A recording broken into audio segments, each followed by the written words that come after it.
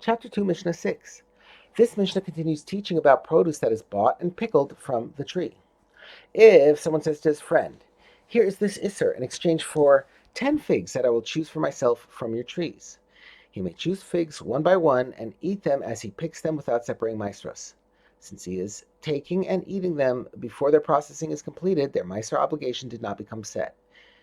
If he says, "In exchange for a cluster of grapes that I will choose for myself," he may pick one grape at a time from the cluster while it is still attached to the vine and eat it without separating Maasros.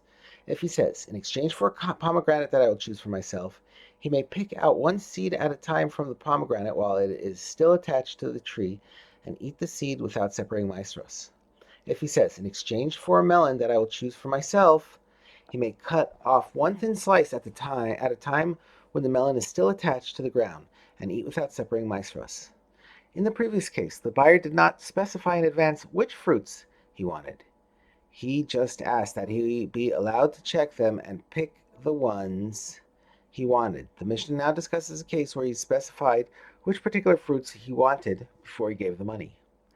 However, if the buyer said to the seller, "Here is the Isser in exchange for these 20 figs growing on the tree," or "in exchange for these 2 clusters of grapes hanging from the vine," or "in exchange for these 2 pomegranates on the tree," or "in exchange for these 2 melons attached to the ground," he may eat them in his normal way, i.e., he may pick even 2 or more of them at one time and snack on them, and he is exempt from separating Maasros, because he bought the fruit when it was still attached to the ground.